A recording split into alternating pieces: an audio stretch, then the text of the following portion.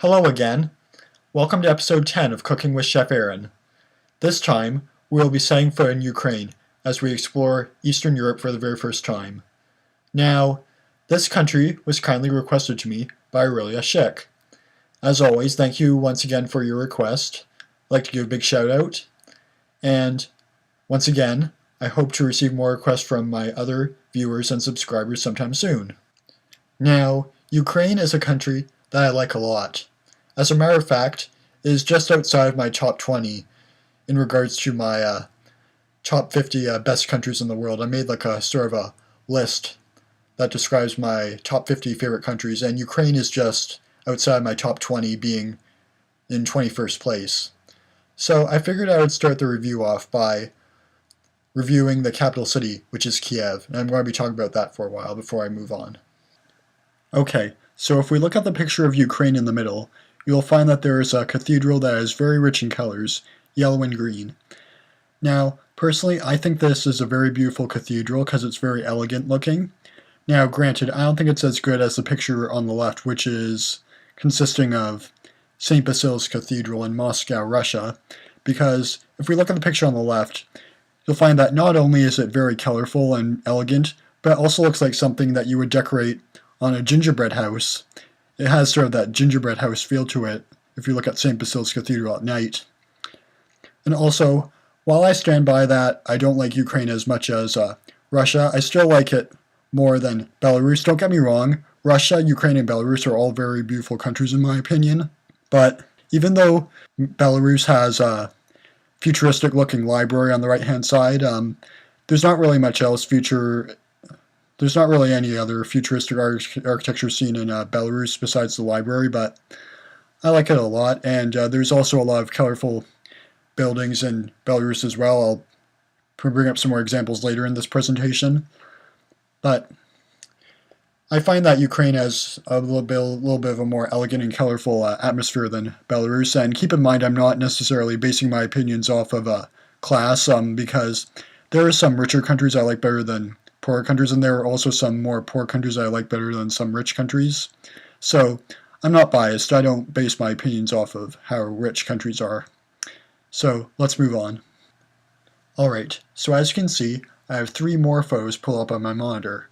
The first one being of St. Petersburg, which is the second largest city in Russia, and Kharkiv, which is the second largest city in Ukraine, and Gomel, which is the second largest city in Belarus. Now, personally, once again, I think all three of these cities are very beautiful, and if I were to rank them from most favorite to least favorite, I would have to start with St. Petersburg being my favorite, and Kharkiv being my second favorite, and Gomel being my least favorite. But Gomel is still a good city, don't get me wrong, I still like all those cities I have on my monitor.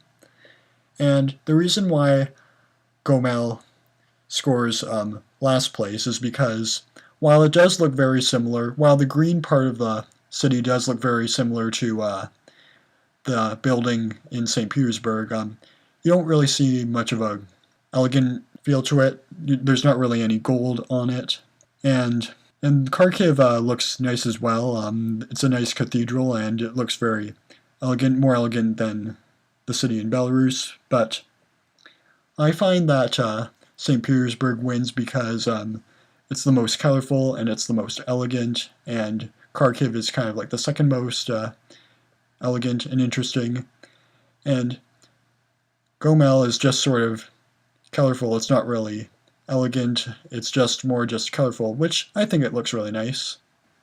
Okay, so this is going to be the last photo comparison that I have in this presentation. As you can see, I have three more cities. The first one being of Novosibirsk, which is the third largest city in Russia, Odessa, which is the third largest city in Ukraine, and Mogilev, which is the third largest city in Belarus. Okay, so once again, the city in Belarus, Mogilev, is my least favorite because it's the least colorful, and Ukraine's city, Odessa, scores in the middle because the cathedral is very rich in design, but it's not as futuristic as the building in Novosibirsk on the left.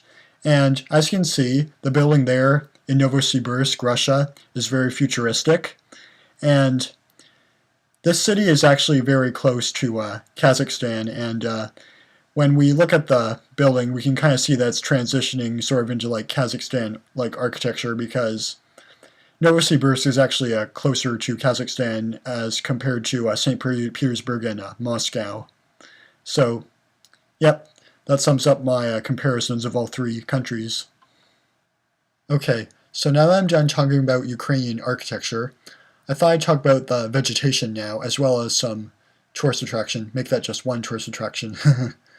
So, the picture I'm about to show right now is a picture of a tourist attraction referred to as the Tunnel of Love, or the Fairy Tale Tunnel. And this was actually a picture I unintentionally discovered like 2 days ago. Apparently, it's like sort of this tunnel. It's like this sort of forest tunnel shaped in the shape of trees that sort of make a tunnel. It's hard to describe this in words, I'm sorry. But I'll show you a picture of it. This is what it looks like right here. It doesn't look pretty, like something out of a fairy tale. Yeah. And here are some pictures of the vegetation of Ukraine. As you can see here, the vegetation looks very similar to that of Canada because there's a lot of coniferous trees and it's very mountainous. And if we look at the next photo, you will find that there's a lot of nice bushy trees with some nice cathedrals that look very similar to the pictures I showed you earlier. And there's also a nice river. And yeah, I just love all the vegetation and the architecture in Eastern Europe, particularly Ukraine and Russia. Okay, so overall, I would say that I would have to give the country of Ukraine an A-. Okay, so now I'm going to go head down to my kitchen and I'll show you how to make the green borscht. And this is actually very different from a traditional red borscht, which uses beets. There's no beets in this color of borscht, green borscht. Instead, it uses a bunch of herbs. So, without further ado, let's head down to my kitchen and we'll begin. Okay, so in order to make this green borscht, or sorrel soup as it's also known by, you will need 1 carrot that's been shredded, 5 potatoes that have been diced to 1-inch pieces, 1 package of arugula that's been finely chopped, 2 green onions that have been finely chopped, half an onion that's been finely chopped, 2 eggs which have been whisked, 1 tablespoon of dried dill, and 4 tablespoons of cooking oil. And over here, we have 4 quarts of water, and the first thing you want to do is you want to turn on the stove to high heat, and we're just going to bring it to a boil. So as you can see, our water is beginning to boil. So what I'm going to do is I'm going to put my potatoes in like this, and we're just going to let these cook for 15 minutes. Okay, so what I'm going to do next is I'm going to take my egg, I'm just going to add it to the soup one at a time. I'm just going to stir it so it all doesn't stick together.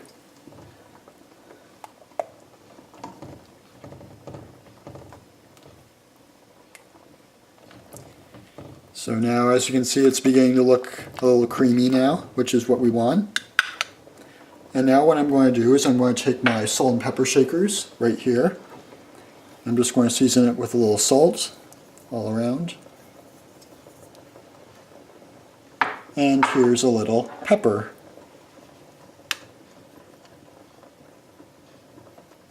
And that's what you do. Okay, so in a separate pan, what I'm going to do is I'm going to add my cooking oil.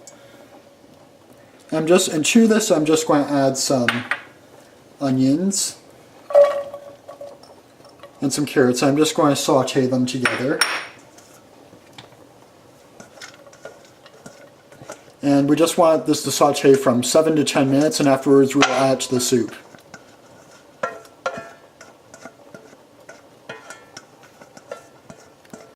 Okay, so now that I've sauteed my carrots and onions, what I'm going to do now is I'm going to add this all to the soup like this. And I'm just going to turn up the heat a little bit and let it cook for a little while. Okay, so as you can see, our soup is a nice orangey yellow color. So what I'm going to do now is I'm going to take my dill and my green onions. I'm just going to add them to the soup. And we're just going to let them cook for about 5 more minutes before adding the arugula. Okay, so the final step to the process is we want to take our arugula and we're just going to put it all in the soup. I'm just going to mix it all in, and afterwards we'll remove it from the heat and let it sit for 10 minutes, and afterwards I'll do a taste test and tell you what I think of it. Okay, so let's open this up and take a look at it. And whoa, it's all nice and green! So now I'm going to do a taste test and I'll tell you what I think of it. Okay, this should be a manageable bite. Okay, let's see what I think of this.